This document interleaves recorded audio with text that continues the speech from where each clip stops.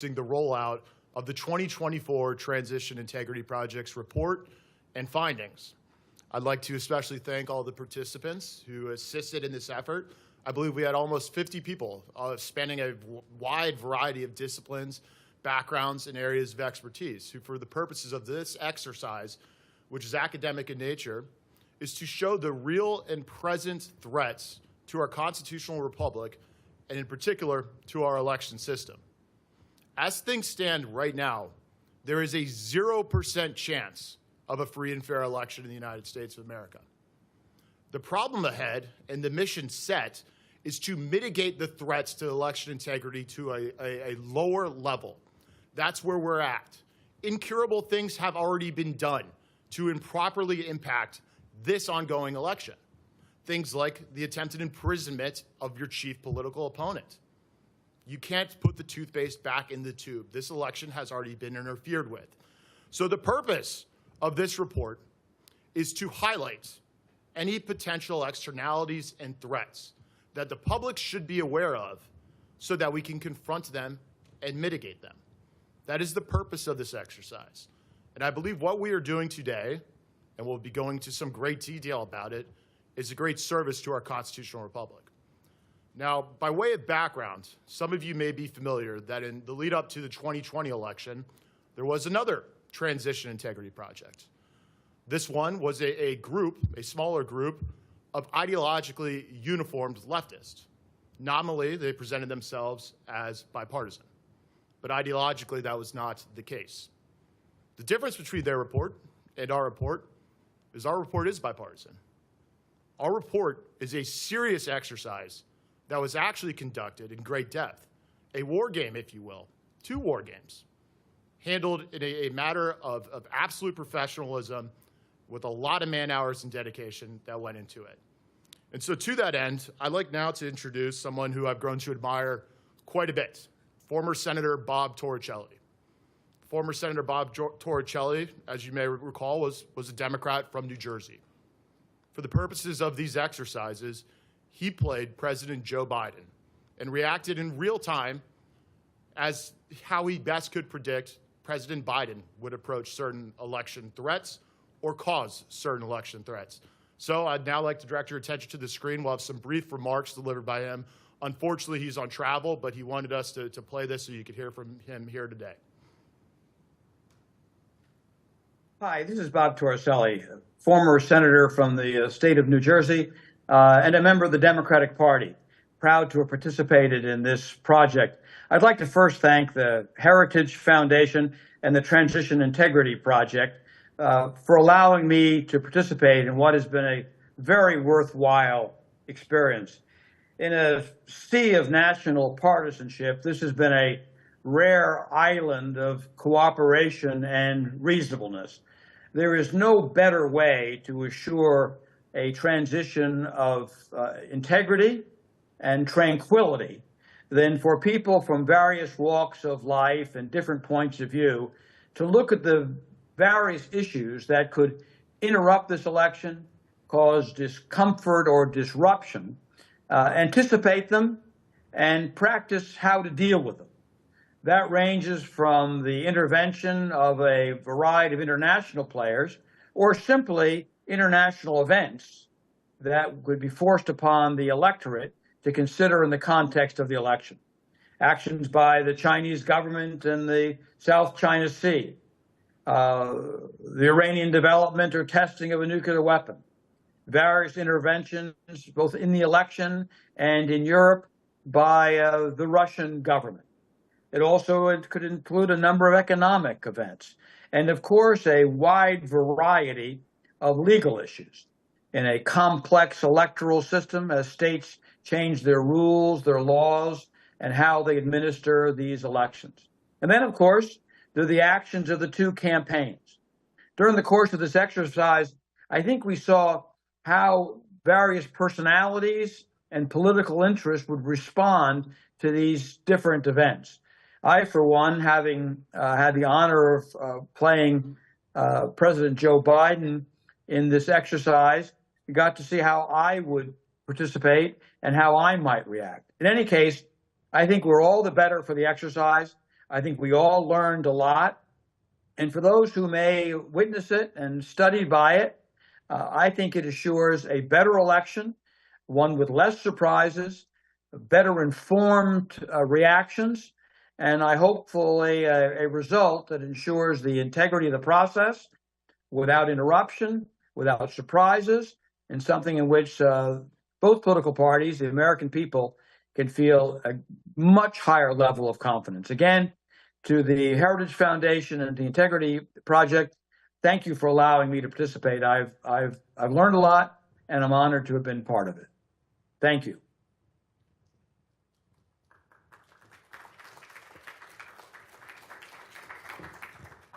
All right, let's begin the fun. I'm going to invite up to the stage the staff leads of the Transition Integrity Project, Chuck DeVore of the Texas Public Policy Foundation, Adam Ellwanger, who is a professor at the University of Houston downtown, and then also Josh Findley, who brings with him a wealth of election integrity experience, all up to the stage. But before we begin, I'd also like to give a special shout out to other instrumental people in this process. Both Mary Grace Byers from the Heritage Foundation and Paul Ivey from the Texas Public Policy Foundation just served absolutely crucial roles in getting this very complex structure set up and rolling. So with that, let's dive in and have some fun. All right, Chuck, let's start with you. What did we do? Well, what we did was put together a large and diverse group of people, and we presented them with an opening scenario that was essentially the electoral landscape as best we could predict as of August 26, which was just after the Democratic National Convention. It was a tight race. You had a slight lead for the former president from the Electoral College standpoint, and more or less things internationally and domestically as they are right now. We didn't want to really assume too much. And from there, we had a vast array of individuals. As you heard from the former senator, we had individuals playing Russia and China and Iran and Mexico. We had domestic players like big city law enforcement, rural law enforcement, swing state governors, the judicial assets around the nation. We had various cabinet officials within the Biden administration. We had the RNC. We had major media. We had conservative media. We had social media. So there was all these different players, and we stitched them together in a system using teams so that we could kind of restrict visibility and discussion. So we didn't want certain players to be unnaturally communicating too much with each other. We wanted to kind of limit that so there'd be a certain friction that somewhat resembled real life, right? And then we went forward in a series of turns, each turn representing a period of time in the election process, really ending about 30 days after Election Day with state certification. So that's what we did over the course of about 10 days. We really kicked things off on a Friday, had people kind of mull things over in the weekend. We had kind of a rolling soft start, if you will, and then things really got going on Monday, and we wrapped up on Friday afternoon. And I have to say that Senator Torelli, as the president and the DNC, man, he was good. He was so active and so dedicated and into this game. And some of his decisions, I was really impressed by some of the things he was doing. And of course, his cabinet was particularly active as well. I wouldn't say exactly in a way that I would want to see active, but yeah, there were all kinds of things that happened. And of course, the lessons learned and what happened, we summarize here in the report that was mostly the handiwork of one of my colleagues. Yep, and before I switch over to Adam, perhaps maybe for a couple moments, you could explain what is the purpose of such a simulation, you know, a war game, whatever you would like to term it, and a little bit about the background that you particularly bring to do this. So I'm a retired U.S. Army lieutenant colonel. I'm an intelligence officer. Still have my commission if Mars attacks and they need slow old lieutenant colonels, that they'll call me up. You know you're desperate if that happens. And so a big part of what we do in the military is, you all have heard it before, the enemy gets a vote. And by that we mean there has to be an active thinking opponent acting against your decisions. And so what we do in the military is we have a process we call action, reaction, counteraction. And that process brings out a lot of interesting things that would never otherwise come out if you were simply brainstorming without a degree of discipline or structure. That's the point of it, is it brings out all kinds of interesting paths and branches, which is why we did two of them, right? Because both of them were very, very different in the sorts of things that happen, and that was, of course, by design, because immediately with the very first turn, different things are happening, right? And so, if I may, one little vignette that really surprised me and illustrates the value of this sort of exercise is that in one of our games, the player playing China, who's in the room with us, Brandon Weichert over here, he got a little more aggressive than I certainly thought Xi Jinping would become, presuming that because our president, the chief executive, is a little not as active as they should be in the American context, and so he would challenge that, and so he was aggressing against Taiwan in a very active sort of way. And President Biden, in this case Senator Torelli, acted in a very vigorous way that I did not expect, very vigorous, and actually forced the Chinese to stand down. And the Chinese lost face, and Biden's poll numbers went up as a result, as you might imagine. Americans rally behind the flag, and they're like, hey, this is great. The president must have been up after 4 p.m. Imagine that. And so I asked Brandon after this incident, I said, Brandon, this isn't going well for China. Did you expect that this would happen? I mean, what do you have to say for yourself? And he said, look, I think it was a win-win. If he didn't challenge me, I would have been able to create facts on the ground that would have been hard to reverse if former President Trump won.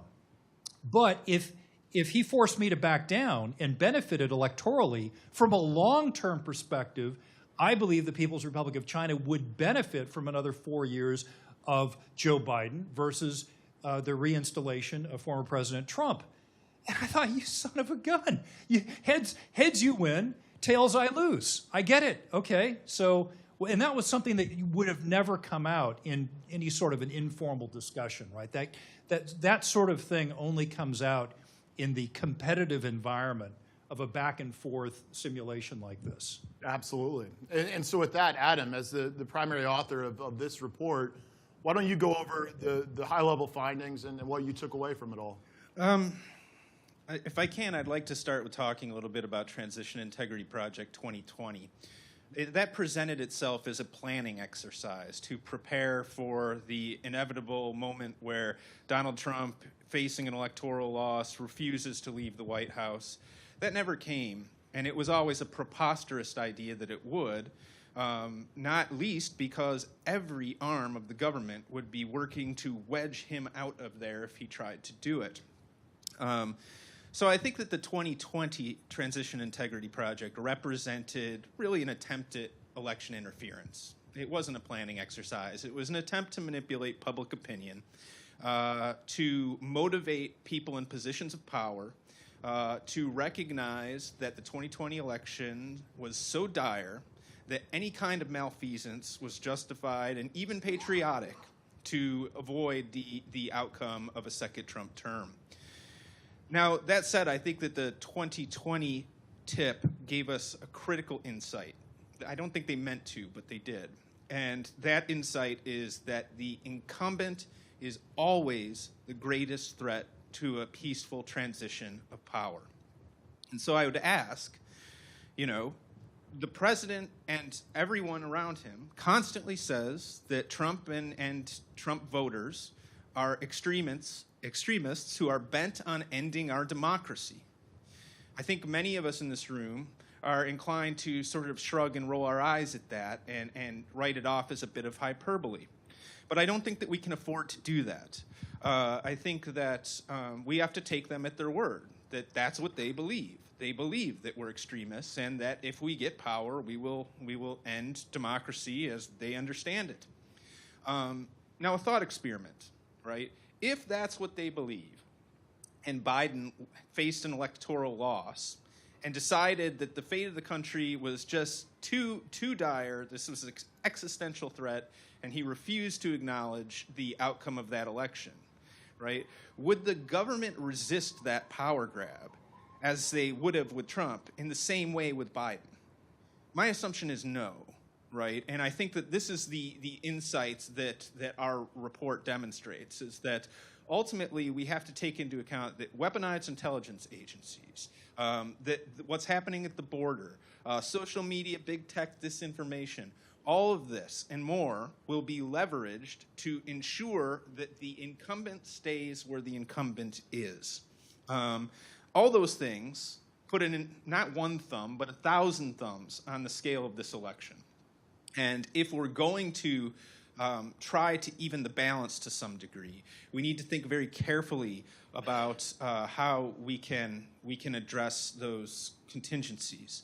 The details of what went down in our exercises, which were fairly colorful, you can read in the report, but I think that the upshot is that we will see a contested election, the likes of which we have never seen, and we should ensure that we have in place the necessary precautions for a free, fair, and legal election ahead of time. That's absolutely right. And Josh, before I go to you, I would like just to foot stomp a couple of those points that speak to the power that the incumbent president has. There are certain things that have been occurring over the last few years that are truly unprecedented in the history of the United States of America, particularly as it relates to our election system. First is obviously the coordinated invasion over our southern borders for the purposes of impacting this election. Make no mistake, right now, illegal aliens are being registered to vote. The ability for our systems to catch them in real time and prevent them simply does not exist. There will be millions of more ballots that are put out there that are collectible for an illicit ballot harvester, that have an illegal alien's name on it, that are delivered to an address that may be a shelter, a temporary facility. All of these ballots now are out there. That is an impact on the election and the integrity of it.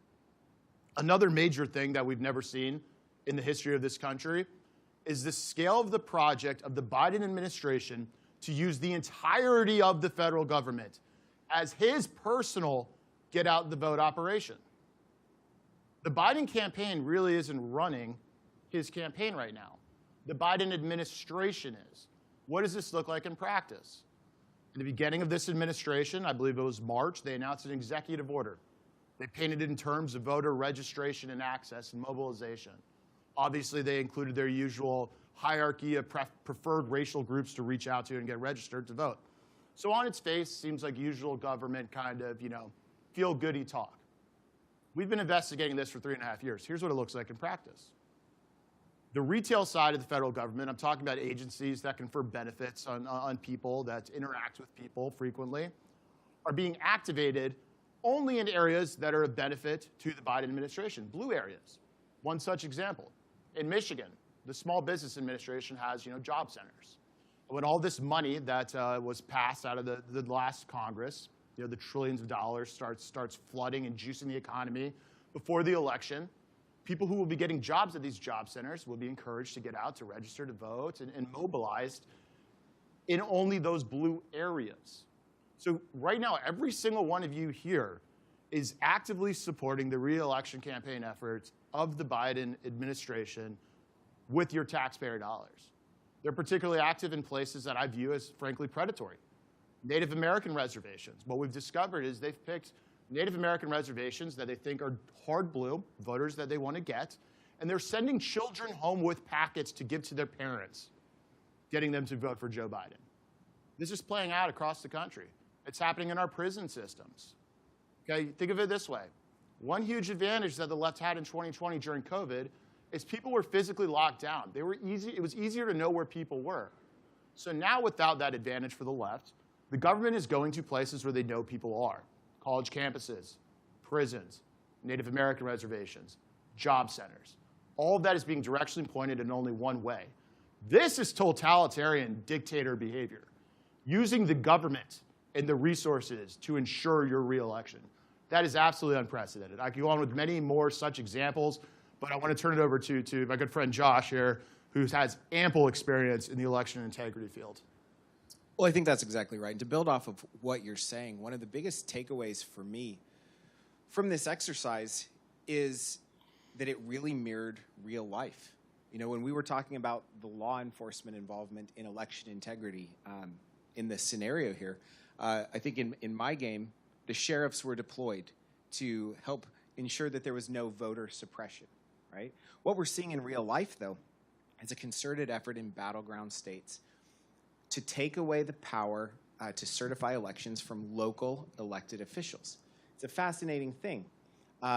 In Georgia in particular, there is a big-time effort to take away that power to certify elections, to even ask questions from local elected officials.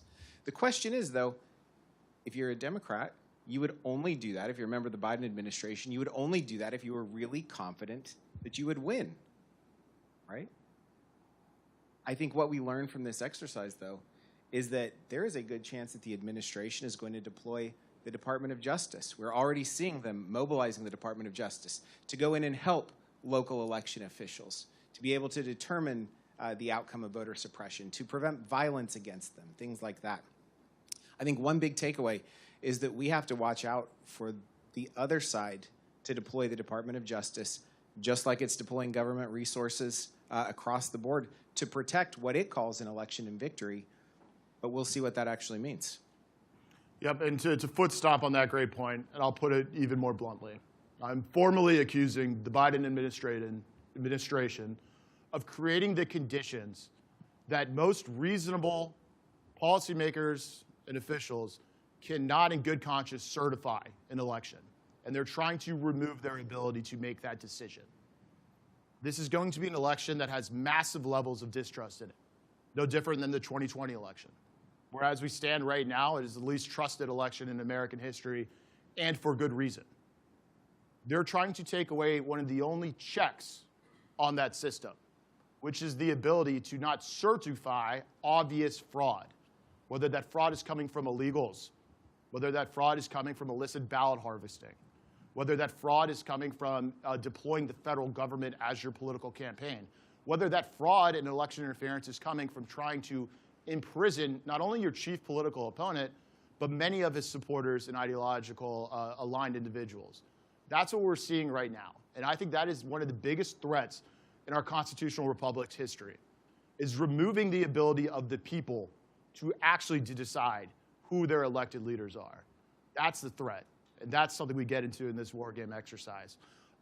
Chuck and Adam, we have a few minutes left. Do you guys want to speak a little more to the contents of the report? Wow. So I think it's, again, important to emphasize that this was not preordained. In other words, this was not a canned exercise with any sort of a fixed outcome. There was a lot of back and forth and a lot of unexpected developments. And I think one of the things that again, another element that kind of shocked me as time was going on was, as Joshua Findley mentioned, the inappropriate use of Department of Justice assets, the FBI, in claiming that there was civil rights violations at the state level, Voting Act violations, and that therefore there needed to be a federal intervention in the certification or validation process of that election. That then caused a certain tension because, of course, under our system, the states have the power to determine the results within their own territory. And this was an attempt to usurp that effort to, in one case, reverse the outcome of the election. And it was just interesting to see the concrete way that unfolded, where you had people who had experience at a high level.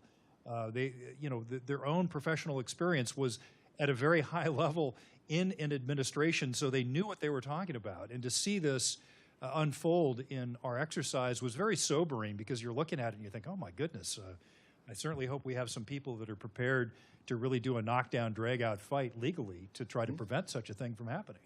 Absolutely.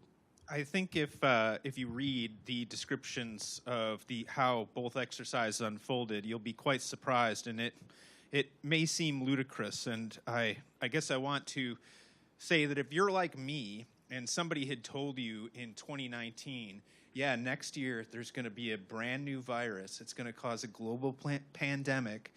We're going to shut down the entire economy worldwide, schools, everything else. Then we'll have mass riots in the streets, which will be allowed despite the crackdown on being in public spaces.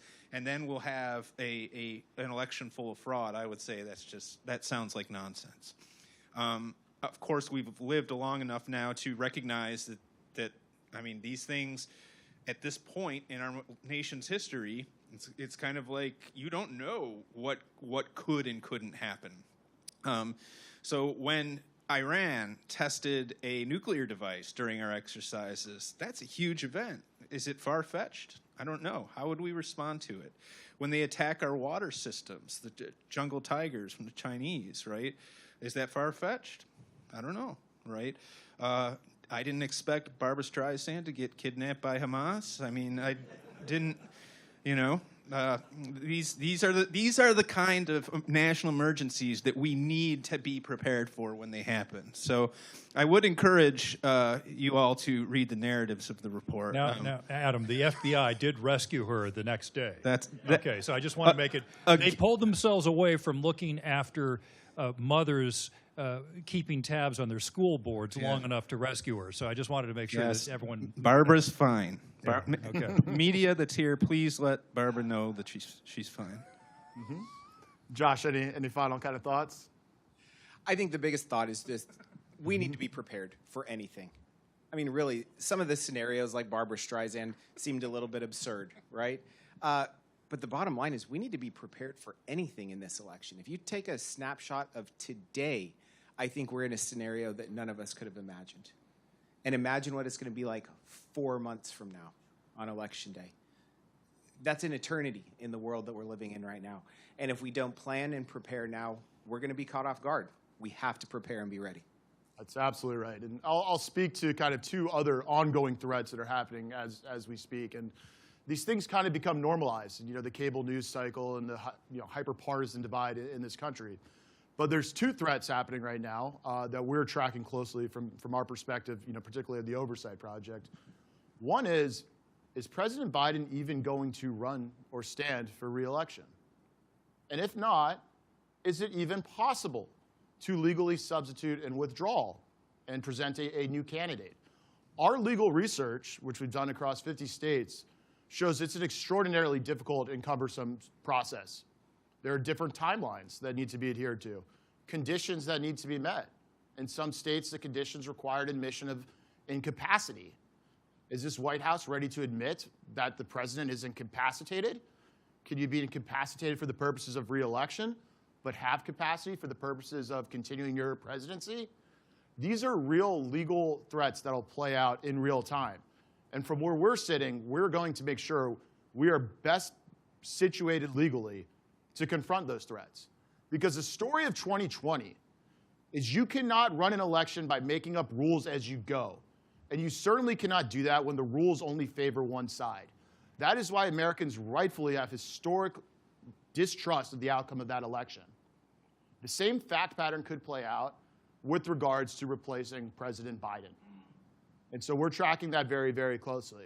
Another thing that is a form of election interference that I think is absolutely unprecedented, particularly legally, it is what is happening with the unlawful withholding of the audio tape of Biden's criminal interview with Special Counsel Hur. Okay, recall that they released the transcript. Recall that Special Counsel Hur basically found President Biden incompetent to stand trial. There's an audio of that interview. That audio belongs to everybody in this room. There is no legal reason or prohibition from it being released. We have sued for the release of that audio tape, along with many others. The president claimed executive privilege, one of the highest powers that he holds, to hide a politically embarrassing audio tape of himself, something that, in my estimation, would probably make what happened at the debates look like small potatoes. So right now, Merrick Garland, the Attorney General, is acting as nothing more than the top campaign lawyer for candidate Joe Biden. That is against any notion of democracy or a constitutional republic, any which way you want to frame it. They're hiding evidence from you that belongs to you because they know it'll end him. That is wrong. And those are the types of election interference schemes that we intend to fight. This report, I believe, will serve as a great body of evidence for the American people and policymakers to confront with, to engage with, and hopefully to better anticipate these threats as they emerge in real time. We don't know exactly what the threats will be, or at least all of them, but we know there are going to be a ton of them. And so with that, thank you all very much for all of your hard work, and I'm going to call up the next panel.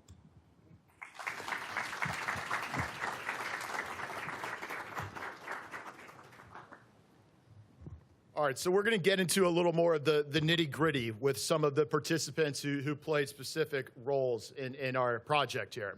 So I'd like to invite to the stage Derek Cohen, Mike Waller, Anthony Rubin, and Brendan Weicker. Real quick, a note of personal privilege for Anthony, who might not brag about himself. We've done a lot of work with him and his group, Muckraker, who do incredible undercover journalism operations. You guys can grab your seats, by the way, if you'd like. Anthony, in this war game exercise, played the cartels. You might be thinking, what does a 27-year-old have any business pretending to be the cartels? Well, how is he qualified to do that? Fair question. Here's the answer. Because he was kidnapped by the cartels. Him and his brother went down, embedded in a caravan that took all the way up to the U.S. border, and were captured by the cartels. So in my estimation, nobody knows more about how the cartels operate than Anthony Rubin, who was kidnapped by them. So with that, I'm going to turn it over to these gentlemen. Mike Waller will take the lead in kind of moving the discussion along. Thank you all.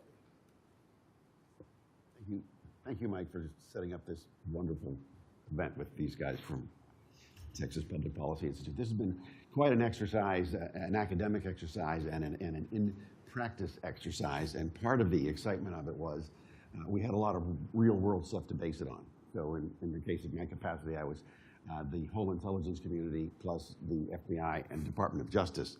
So I was presuming that Obama's man, Maher al-Bitar, who is the Palestinian on the National Security Council responsible for all intelligence programs and special counsel to the president, assuming that role and what he would play was part of the looking at this, as well as Merrick Garland, meaning you didn't need an active president in this type of scenario. And the surprise was that the intelligence community could do pretty much what it wanted because it could move faster and more secretly than the president, anybody else in the administration, Congress, or anyone else. So it was quite a revelation to see this play out in real life, not knowing who your counterparts were necessarily. So let's start. Also, the other thing is how foreign actors can influence and do influence our political system and our decision makers. So let's start first with you, Brandon, as one of the evil players. Yeah, I had a little bit of fun, as Chuck mentioned, going roughshod as China.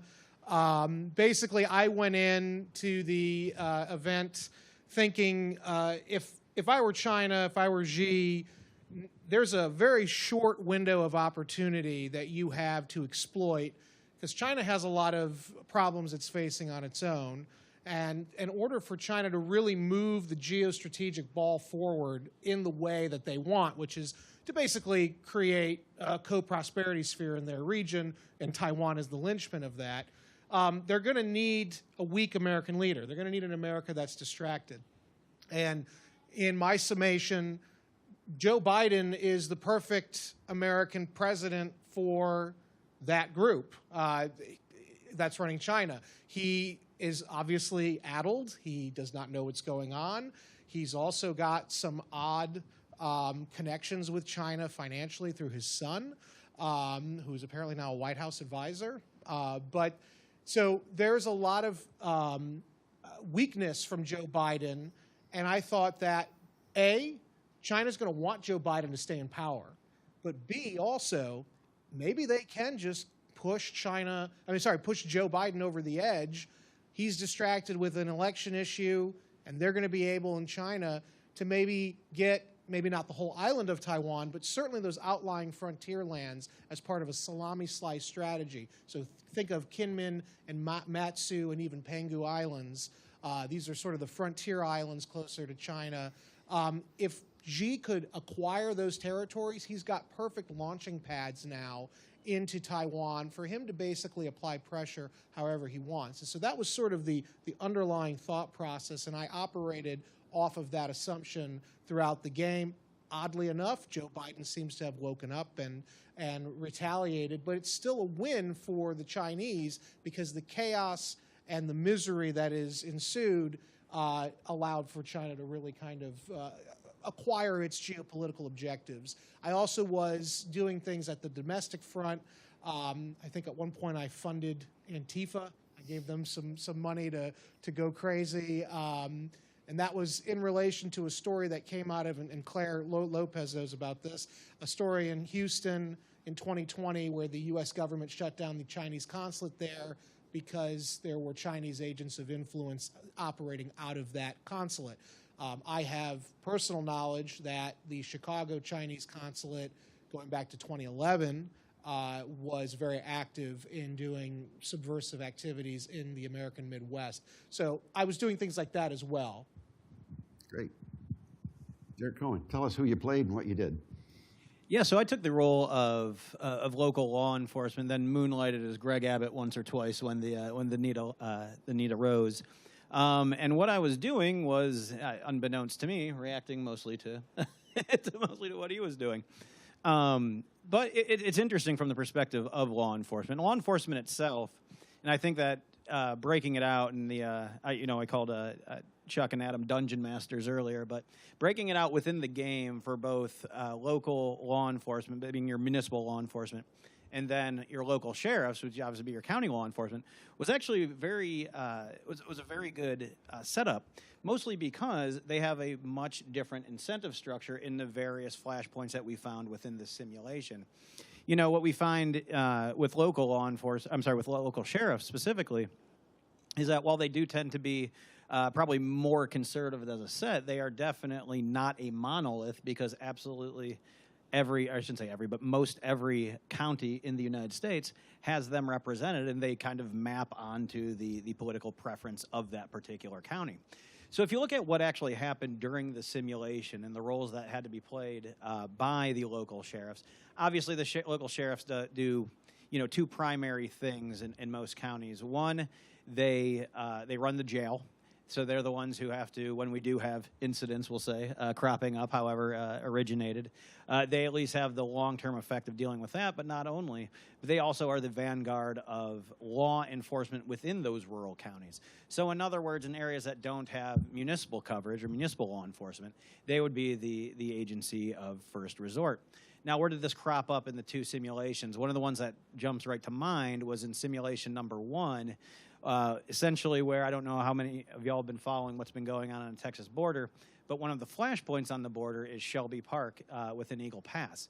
And within Maverick County, where that is located, you got to go a step back and explain how the Rio Grande Valley kind of exists currently geopolitically, is that it is a very heavy Democrat voting area of the state of Texas, but we find that, obviously that's changing as we speak, but we also found that if you look at the political preference there in terms of policy, even communal values, it tends to be a pretty conservative area, one that rivals even the rural areas of the state. And so what we had, I believe, was Antifa or BLM taking over Shelby Park in one of the detention facilities or one of the Operation Lone Star facilities that we have down there.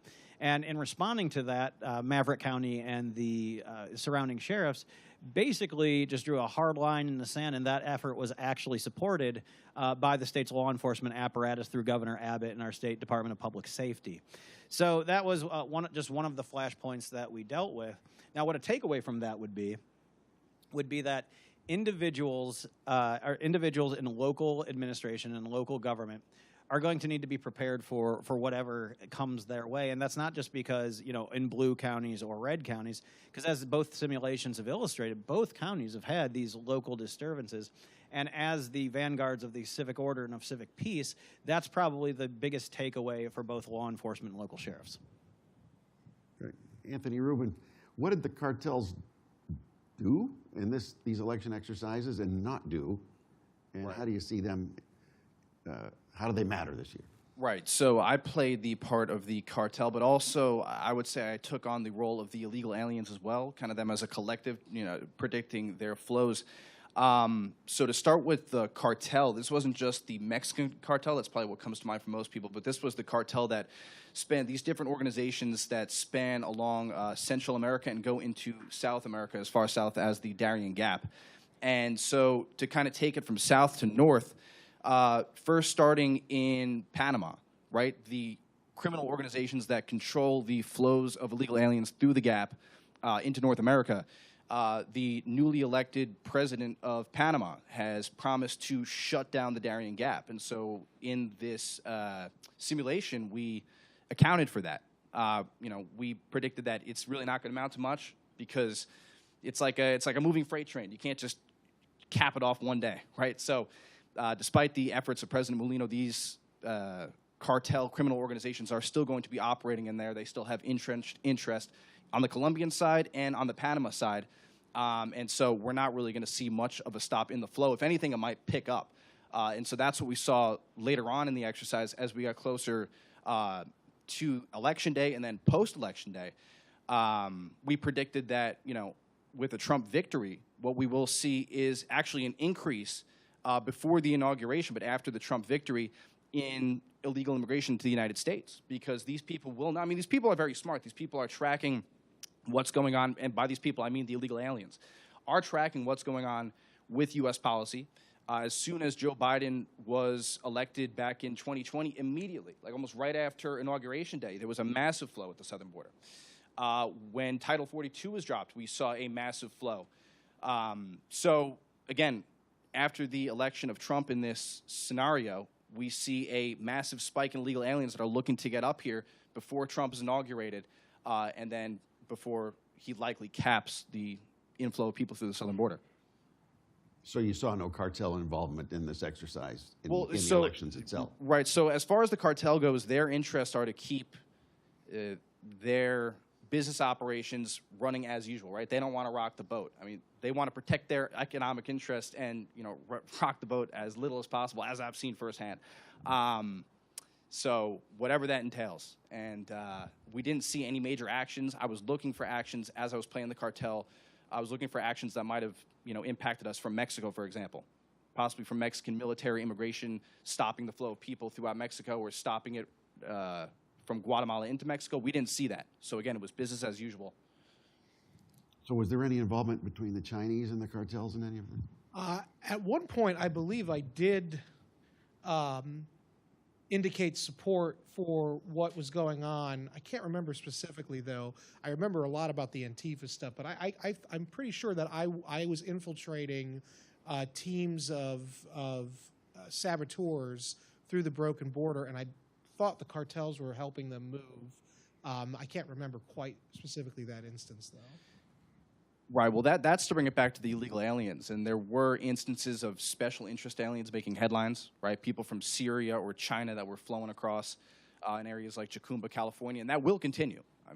In this scenario or in real life, that is what's going to happen up until the election and beyond it, up until Inauguration Day.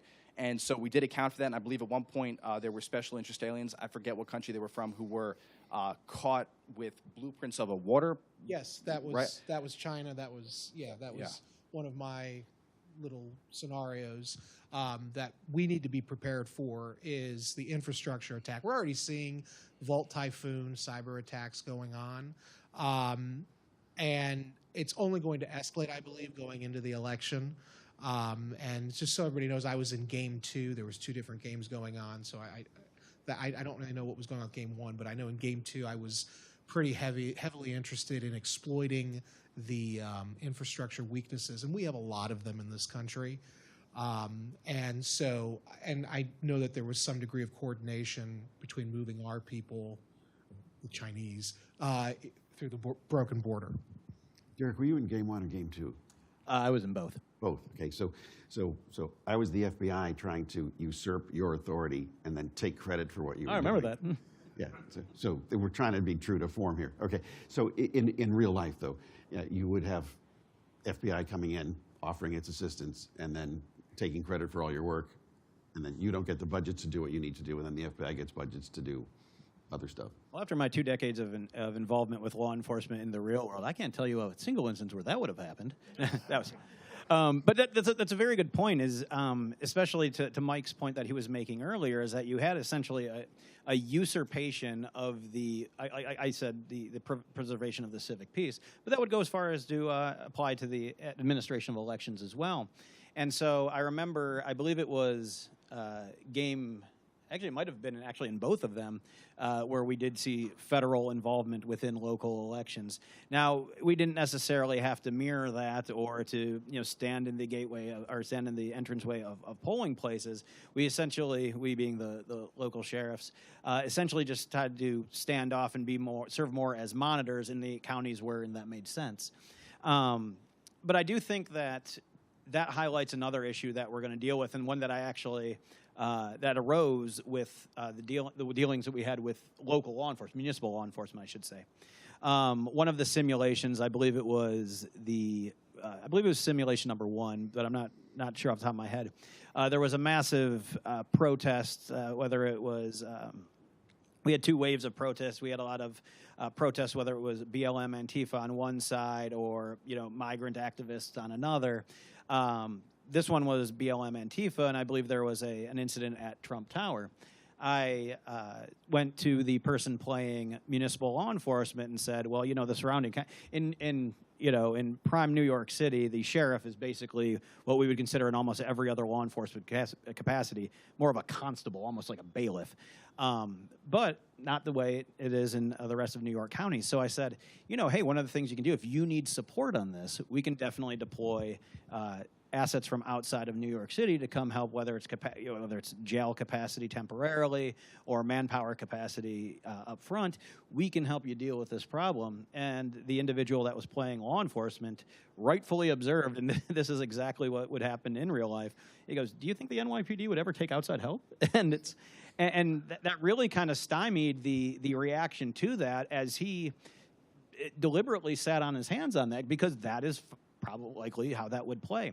Now, what that actually highlights is something that we've seen in the academic side of law enforcement, that we've been studying for 30, 40 odd years, and that's this hitch in interoperability. We hear a lot about interoperability when it comes to usually post a crisis. Obviously, in Uvalde in Texas, interoperability was a big hiccup in the response to that incident. This would also be also a hiccup in response to an incident, should we actually see it in the situations contemplated by the scenarios, simply because the actual incentive structures, to say nothing about the command structures, of these different law enforcement agencies are not aligned. And so unless we get a common understanding, and that's only going to be able to exist at the state level, that promulgates down to both the county and the municipality, there's actually not going to be a whole lot of interoperability when it comes to not only responding to a high-profile event, but even multiple very small events. Yeah, there's so much in here, because once you get law enforcement involved, the mere allegation of something can affect everybody across the board, from lawyers and prosecutors and bureaucrats to politicians and the media.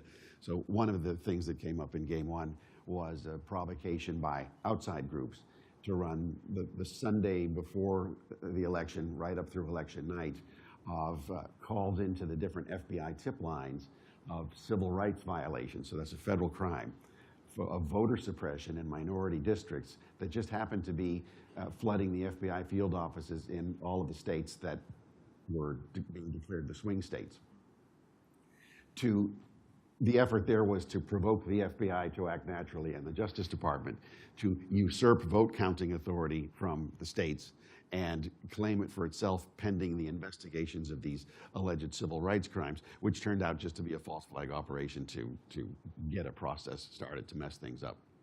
But you bring up a really good point that one of the vulnerabilities identified is this operating, and whether it, I think if you read the report, you'll see that whether it's the intelligence community, whether it's hostile foreign actors, however sliced, is that operating within that fog of war is the biggest primetime opportunity for this disruption. And it doesn't even need to be, like I said, it doesn't need to be at the, it doesn't even need to be at the Department of Justice level. Now, they might respond to it from a large nationwide perspective, but you could have that same effect in several micro pinpricks throughout the nation. Back to the cartels for a minute, and you were doing the illegal aliens at the same time. I don't know that this was reflected in the game, but thinking if the game is continuing now and looking at interpreting things right now, how do you see illegal immigration, as we've seen over the past 3 years, being used concretely to get false voter registrations, to get numbers up so that the ballots equal the numbers of registered voters? Right. Well, this could be, let me just start off with what we've done recently with heritage oversight, right? In North Carolina, which is a swing state. We went out knocking on doors in a area, this apartment complex that is primarily non-citizen, shall we say. And I mean, mostly illegal alien, but we'll say non-citizen. We went and knocked on the doors, and 10% of these people told us that they were non-citizens registered to vote. 10% of the people that we talked to. Right? So you This is in real life. This is in real life. This is not right. This is not some sort of hypothetical scenario. And so 10%, I mean, you could extrapolate that out if that proportion holds true across the entire country, even if it's not, even if it's 5%, even if it's 1%, with all the non-citizens that are in this country, not just from the, not just those that have come under the Biden administration, but those who have come over the last few decades. I mean, we're looking at estimates of 40 or 50 million. So if you're talking even 1% of those people are registered to vote, that could be consequential. So that's some real life stuff. That's probably the most recent thing that we've done. I mean, we also uncovered flyers that are being distributed in Matamoros, Mexico. That's a critical passing point, not only for people that are coming over illegally, getting smuggled over by the cartel, but also people who are coming over via the CBP One app. For those who are not familiar, I mean, the federal government is actually, they've created an app where these people can get pre-approved, and then they can get, they basically get permission to come across a port of entry, and they're still legal aliens, but it's been done officially, right? So it's basically just done so that there's no press, that you don't see people getting smuggled over in the middle of the night by a cartel organization, right? So they have them come through with this app. But we saw in Matamoros, Mexico, that was the same town that I was picked up by the Gulf Cartel. There was a NGO there that was handing out flyers that were saying, when you get to the United States, make sure you vote for Joe Biden because we want to stay open. And you found these on the ground? We found these on the ground, correct. Yeah. So now, whether we're in and out of the game, what opportunities does this give hostile actors like China, Russia, whoever else, to be interfering, not in just the vote counting, but the actual constitutional functioning of our republic? Well, the first thing is there's sort of an ancillary effect that really benefits sort of all of these Eurasian autocracies, which is to basically prove that the American system is a failure. And so that's sort of a propaganda win. Very often America for decades has always pointed out, well, this regime is not functional compared to ours. They should be more like ours. So this allows for China in particular, but Russia as well, to sort of say, well, hey, you guys have a lot of problems. Who wants to be like this? So that's sort of a longer-term propaganda victory for the Chinese, and in the case that's who I played, but the Russians as well. There's also the ability for coordination. We've done a bang-up job, in my opinion, NATO has, of pushing Ukraine into the waiting arms of China. And so with that assumption in mind during the game, and I think we're seeing this play out in the real world, I leveraged that relationship with the Russia team. And we started coordinating to some degree some of the espionage activities we ramped up during the election, knowing that it will create maximum chaos. And chaos is really the goal here, because anything to undermine and weaken and distract the American leadership which allows for China to do something against Taiwan, Russia to continue to make gains in Europe. We saw the Iranian nuclear detonation at one point, and in fact, I did at one point loop in Iran to try to kind of start complicating issues for the Americans. So all that this does, the constitutional, or the failure of our constitutional government allows for threat actors to come in, make it worse, slow things down, gum up the works, and make it harder for us to respond to whatever it is they're going to do abroad. And so things like, the Twitter bot farms, which seems sort of silly, but actually that can move the needle in terms of perception. And so China, Russia, they want to invest in things like that, not because they favor a candidate, although I do believe Joe Biden is probably the favored candidate of China, but because they just want the chaos and they want America to be frozen in place while they do whatever they're going to do. Well, they're doing it well. Yes, they are. Yes, they are. What are the takeaways can you bring from this exercise itself? Obviously, it was 5 days, and it was a short 5 days. I mean, to me, it went by really, really fast. There's so much more could have been done. And when you have strategic adversaries, whether they're state or non-state actors, working on this for years or decades, what are some of your other takeaways from this that we can learn from? For me? For all of you. Well, the big takeaway here is that deterrence is dead. We are going to have to figure out how we're going to navigate this new multipolar environment. I'm talking about from the international relations standpoint. The U.S. government is completely blinkered. This goes beyond a Joe Biden issue. We are being geoeconomically encircled presently by China and Russia via the BRICS. They are going after our currency. They will probably be able to knock it down. And a Joe Biden presidency, or whoever is the Democratic Party's leader, if they win the presidency, they will ensure that the United States is a second-class power.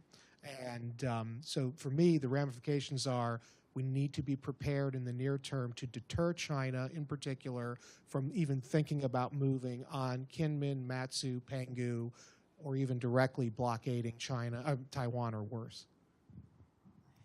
Well, I have to say that, at least in my experience, what I've found is, again, this environment, this milieu of low social trust that is cultivated and able to be exploited mostly by some of the players in the game for the hostile actor side. But what we see even folks, as our fellow Americans doing, we tend to see, I would say this, I've been saying people forgot how to disagree for decades now, but I think that we see it elevated to a place where it's actually virulent and weaponized at this point.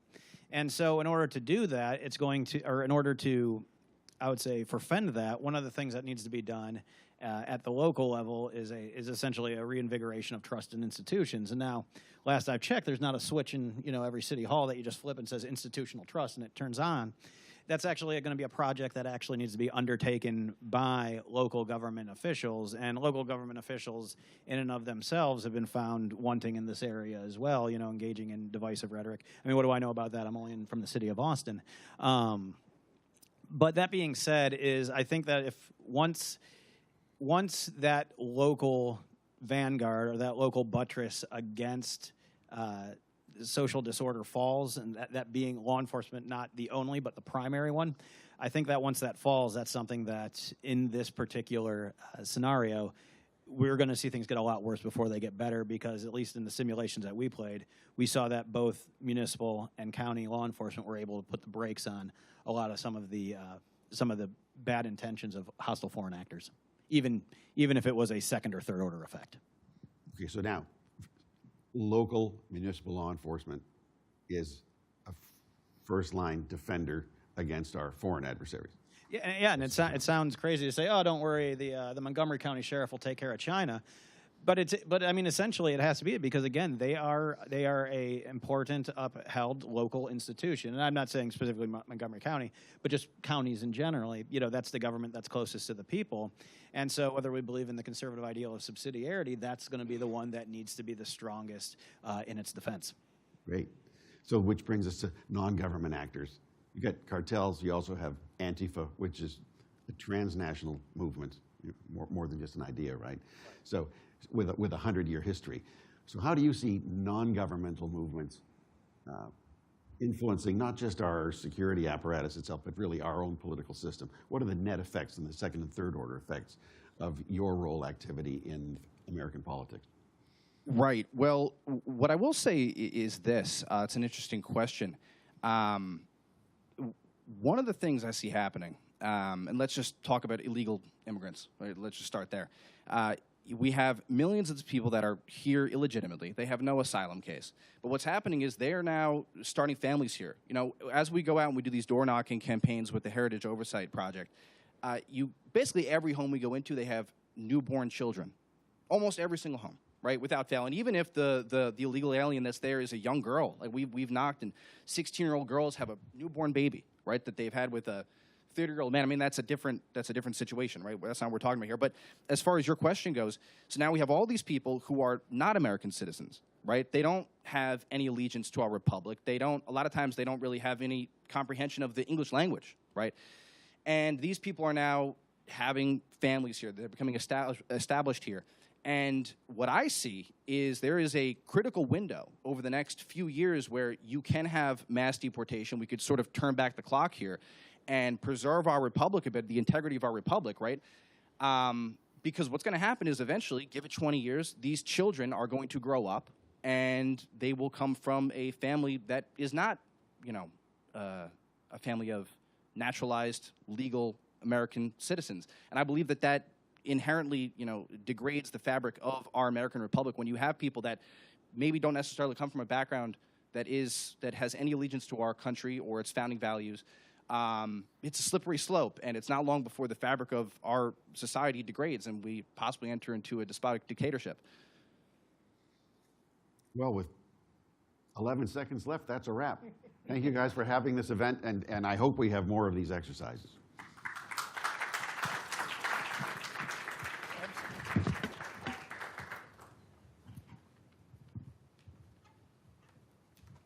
I'd like to invite Chuck and Adam back up. We're about to do something that the 2020 Integrity Project would never have done.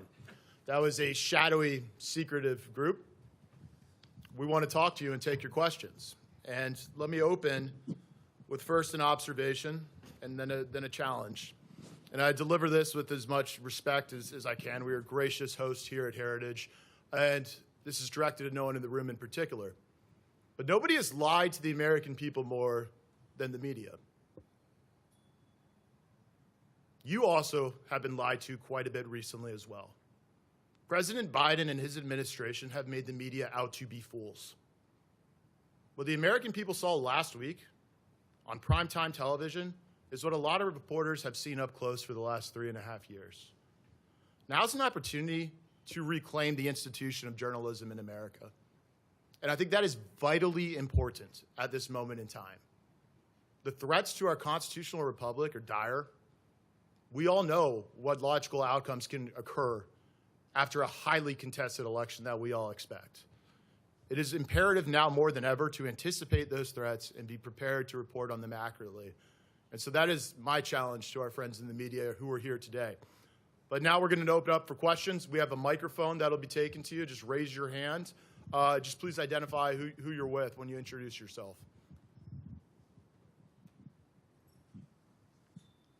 Hi, Augustus Alzona, Asian, Filipino, Catholic American male. That's how I identify. In the last panel there, and also whatever AI bots or things you're using here, one thing came to mind, and I'm speaking as somebody who's been in this town since, this is my adopted city of Washington, since 1955. There was and I'm not drawing any analogies or interested, but there was a mayor here, the highest elected official, Marion Barry, and he was elected twice for mayor and 3 times for city council here, despite the objections of the Washington Post and, if you want to call it, whoever it is, their editorial board and over there, and despite him getting caught in all these scandals, et cetera, involving sex and drugs, et cetera. But nonetheless, he was reelected. I guess you could say he was a populist with the core constituencies here within his district. But that aside, may I suggest, if you're going to run another AI scenario where you have a populist leader who was embroiled in scandal but is doing or has done things in opposition to the Western European white liberal worldview, et cetera, maybe that might be something you might want to factor that in and get the reactions of the people who supporting the populists. I don't know if that makes any sense. I know I'm kind of like going at a kind of a high level here, but anyway, so here's the question, is that possible that you all may be able to put that into your gaming scenario concerning the finality of this upcoming election? I would say it's in there. In the report, we have different characters that reflect some of the sentiments you just discussed.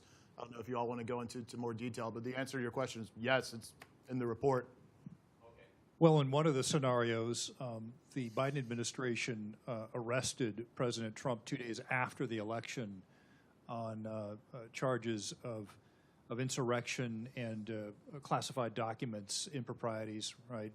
And the president was under house arrest and ended up in this scenario doing really large online rallies. And so it became pretty apparent that it would not be a tenable situation to try to continue down that path because the American people were having none of it. Anything you want to add? Yeah, I think that it's important to game out the responses from Trump's possible supporters. I think that if we see the kind of manipulations that we saw in 2020, I wonder if average Americans who are supporters of the president will swallow that so easily as they did in 2020. That's an open question. It's one that I hope we don't have to find the answer to.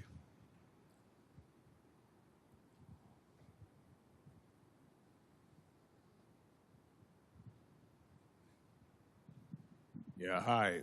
It's Gary, one of those media types from AP. How are you? Hey, Gary. Hey there. My question is, so who is the audience? What is the end game here? Who are we trying to actually engage? Is it the law enforcement to be on the lookout? Are we talking about the election officials to be on the lookout? Are we talking about the American public? And especially to be on the lookout for terrorism if the current president decides he's going to use force not to leave the White House, who's supposed to respond? All of the above. If we're going to have a fair, free, legal election, all of the interest holders that you just mentioned are going to need to be proactive in anticipating some of the problems that we saw arise in these exercises. Yeah, I can add to some of that. That's a great question, by the way. Thank you. One of the things that happened in one of the scenarios was that there was a claim made that came out of the administration about threats against election officials, and it resulted in that scenario in significant resignations of campaign workers, mostly Democratic campaign workers in some of these more liberal jurisdictions. And so when you look at that, and when you look at the fact that there has been similar threats made in the past, and you look at the declining participation rate among Americans in doing things like being a poll worker or being a poll watcher, one of the critical things, especially when you look at like the average age of the people who do this, that seems to keep going up and up and up, our system requires an enormous number of Americans who, out of civic obligation, volunteer to help administer their local elections, to be at the local level, at the precinct level, to not only administer and check people in some jurisdictions, you're going to check ID, and others they don't check ID, but nevertheless to check off that this is the voter who came, everything's in order, here's your ballot, here's how you vote, to help them if they're having problems, and then to have people from both major parties or even independent groups that go through, in many cases you have to get trained, you have to have proper training to be able to participate as a poll watcher. And all of this is taking place in a context where you see fewer and fewer people willing to do this every year. And that is absolutely critical as the first line of defense in our representative democracy, to have Americans willing to step up to the plate and to be part of this very American civic involvement.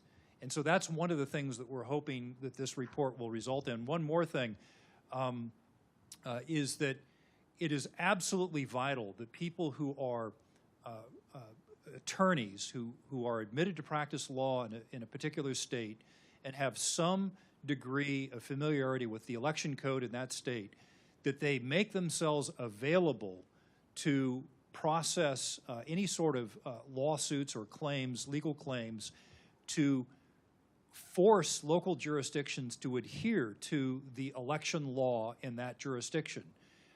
That is another thing, because if you don't bring a suit in some of these cases, nothing will happen. The bad behavior, the illegal behavior will not be corrected if you don't bring a suit. And so those sorts of individuals as well need to be ready and need to be prepared to volunteer and in many cases provide pro bono legal assistance. I'll add one constituency I would say, Gary, is at the top of my list for who I hope reads this report is the American public, because I believe it's important that they are fortifying their psychological defenses from the operations that will be run on them. And what I mean there is in 2020, sophisticated psychological and media operations were run on the American people to prime them to accept an absurdly run election. These operations obviously were designed around supporting the notion that we can securely vote by mail and with unmonitored drop boxes, and ballots can be dropped off at 3 a.m., pipes can burst in Georgia, and that's all normal. That's how democracy works. There was a fundamental change to the country that occurred in 2020 in the way we elect our elected leaders. And the psychological operations that were used to support those notions, I think, were hugely impactful in a negative way.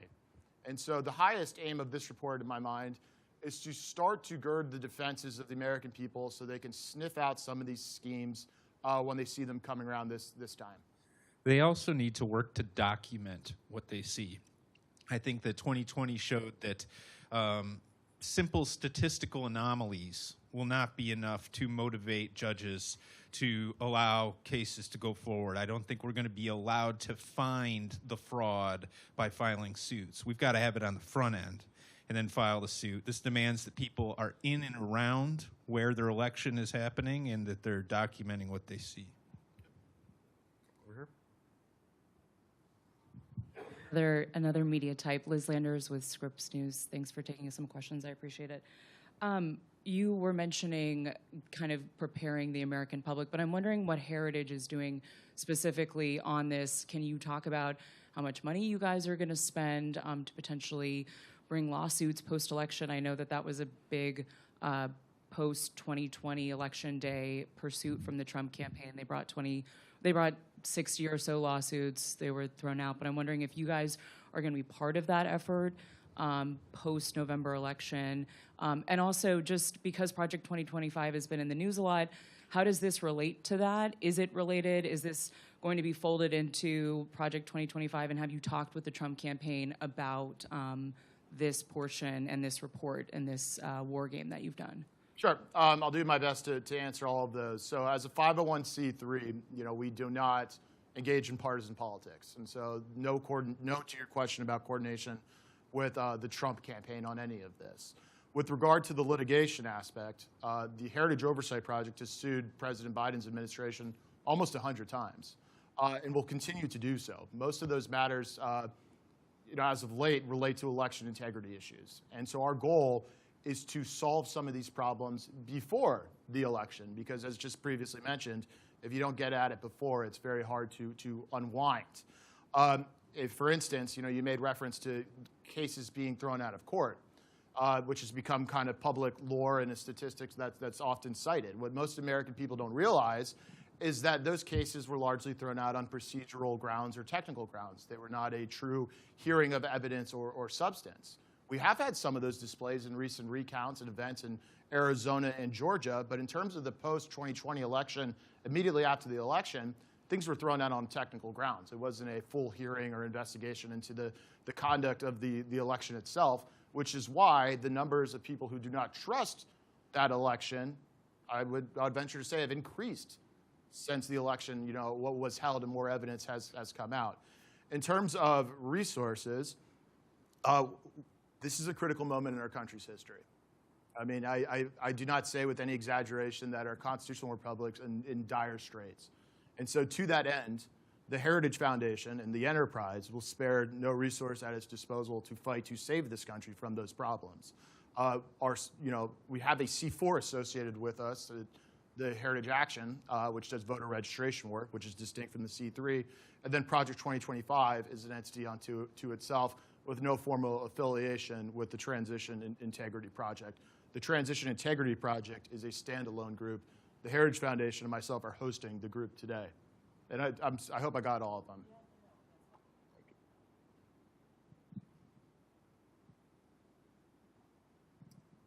Thank you. Did you guys war game the following, what I believe to be very likely scenario, which is in September, Judge Marchand will have his sentencing hearing of President Trump, and he'll say 34 counts, felony counts of 4 years each. That's 136 years in prison, but I'm very lenient, so I'm only sentencing you to 60 years in prison. Bailiff, please take him away right now to Rikers Island. That's a great question. The guidance I gave to the 50 people who participated, the short answer is no, we didn't, and here's why. This is an election, our goal was to run an election academic exercise. And so I had some really big no's, right? Do not start World War III. This is not about World War III. This is about the 2024 election. No assassinations. So there's going to be no, and because we knew that President Biden's mental capacity is at risk, I told all the players, look, there's a lot of unknowns, but just presume it's agnostic who the actual nominees are from both major parties, right? That we're setting that aside. What we want to look at are the nuts and bolts of what might happen apart from those big, huge events like the one you just outlined. So we purposefully did not go through that, although in one of the games, as I mentioned, 2 days after the election, and this was the scenario where Trump had a larger electoral college victory. In one, it all came down to Arizona. In the other, it was a bigger margin of victory. In that one, as I recall, Trump was arrested by the DOJ 2 days after the election. The one back there.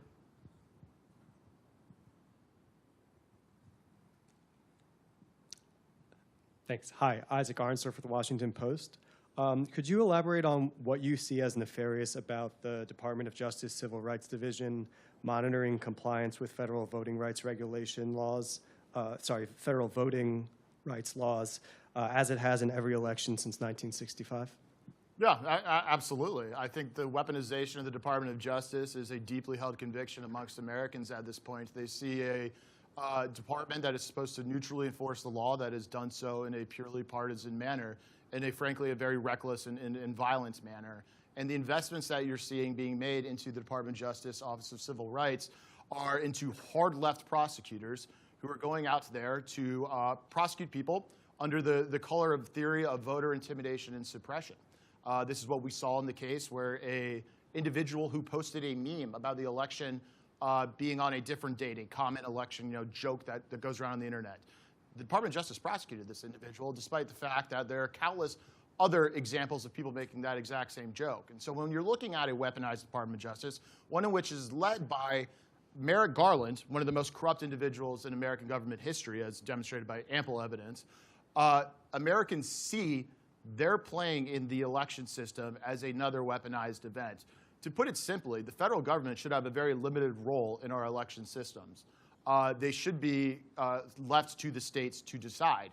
Weaponizing civil rights law is really ultimately, at the end of the day, a violation of civil rights law. What's happening right now to Americans across the country, and President Trump in particular, is that his civil rights are being violated. The civil rights of the people who want to vote for him and organize for him are being violated. you're seeing campaign fines being enacted at exorbitant rates through a perversion of the legal system. And so, yes, when Merrick Garland and his cronies at the Department of Justice pop their heads up with these announcements, Americans are very right to be concerned that these civil rights laws, being weaponized against them is of massive concern, just like the threats to the Supreme Court are right now. And it's something you may well know quite a bit about.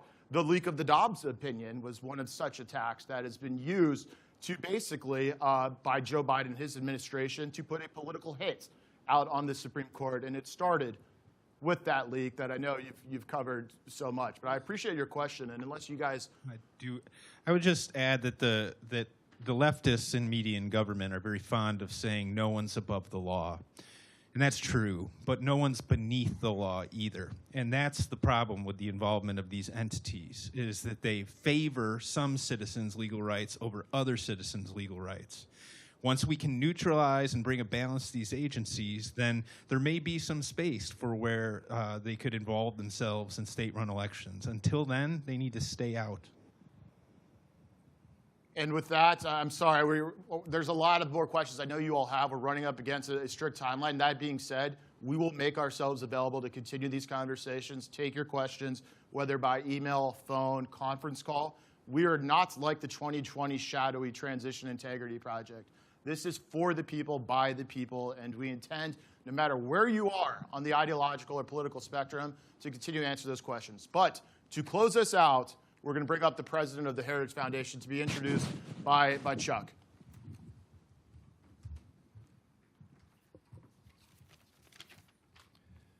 Well, I have the distinct honor of introducing Dr. Kevin Roberts, who currently serves as the president of the Heritage Foundation and Heritage Action for America. He's also my former boss out in Texas, which is where I first met him. He previously served as the chief executive officer of the Texas Public Policy Foundation, which is based in Austin. It is a nonprofit, nonpartisan research institute, and it's the largest state-based think tank in the nation. Prior to TPPF, Dr. Roberts was president of the Wyoming Catholic College in Leander, Wyoming. I think that one of the things they're referred to is the Cowboy Catholics, which I just love that moniker. He earned his PhD in American history from the University of Texas. Of course, if you were in Austin, you'd hear, of course, the back and forth tension between those from A&M and those from UT. But we're in D.C., so you don't hear any of that. After several years of teaching history at the collegiate level, Dr. Roberts in 2006 left the university to found the John Paul the Great Academy, a co-ed K-12 Catholic liberal arts school in Lafayette, Louisiana. Dr. Roberts served as the Academy's president and headmaster for 7 years. In addition to his doctorate, Dr. Roberts holds a master's degree in history from Virginia Tech and a bachelor's degree in history from the University of Louisiana at Lafayette. He was selected as the 7th president of the Heritage Foundation in October 2021 and continues to lead policy research efforts on many of the issues he championed at TPPF, including education, healthcare, border security, election integrity, and more. At a time when so many bad ideas are coming out of Washington, his experience in advancing sound policy at the state and national levels has been vital to both the Heritage Foundation and Heritage Action. Ladies and gentlemen, please help me welcome Dr. Kevin Roberts. Thank you. Thanks, Chuck. Always great to see Chuck DeVore. You know, for a native Californian, it's great that he's wearing boots, especially in Washington, D.C. Look, there are many things in this country to be worried about. One of them, of course, is election integrity. And so I'm really proud, obviously, of my Heritage colleagues, of my former colleague and friend, Chuck DeVore, for this work. But I'm particularly proud of all of you who've been part of this terrific project. And precisely for one reason. Not just that election integrity is a worry for a majority of Americans across the political spectrum, but to that point, this is neither a left problem or a right problem. It's an American problem. And as I have mentioned to members of the media recently, particularly, say, left-of-center media outlets, whom we love and respect but disagree with, that we have to aspire in this country to get back to an election cycle when every American wakes up and believes that their vote will be counted, that there will be a successful transition, that there are no longer any problems with election integrity. We at Heritage, we at the Transition Integrity Project care as deeply about the integrity of votes for people who might vote differently than people on the right as we do about, quote unquote, our people. And I still like to think that America is a great enough place where that might be eventually a point we can all agree on. This is personified by our friend Senator Torelli. Thank you so much. Torelli, thanks so much for being part of this, personifying this need for getting back to bipartisan work on election integrity. On behalf of all Americans, this project, our own work at the Heritage Foundation and Heritage Action, will be zealously focused on making sure that every single person who is eligible to vote and wants to gets their vote counted, and conversely, in order to protect the integrity of their votes, that every single person who ought not be voting because they are ineligible, maybe they're an illegal alien, maybe they're not alive, doesn't vote. I grew up in Louisiana, and so I know a little bit of election fraud anecdotally, but I won't share those stories with you. I think you've probably seen them. If you want some evidence of that, you can go to our Heritage Election Fraud Database. You can, of course, follow the great work of the Oversight Project, credit the Secretary of State in Indiana, who's taken some great steps, the great state of Texas, of course, which continues to take great steps. But most of all, in this season of great discontent and great manifested toxicity by really bad coverage of really important issues facing not just Americans today, but the future of this republic. I applaud the work of the Transition Integrity Project, Mike and my colleagues, but more importantly, all of you, and let us aspire to an America where we can wake up and say, even if an election didn't go the way we wanted, politically or in terms of policy outcomes, we at least can be proud that this remains the last best hope on the face of the earth. I grew up in an America where both the left and right agreed to that, and if Heritage has its way, we're going to get back to it. God bless you.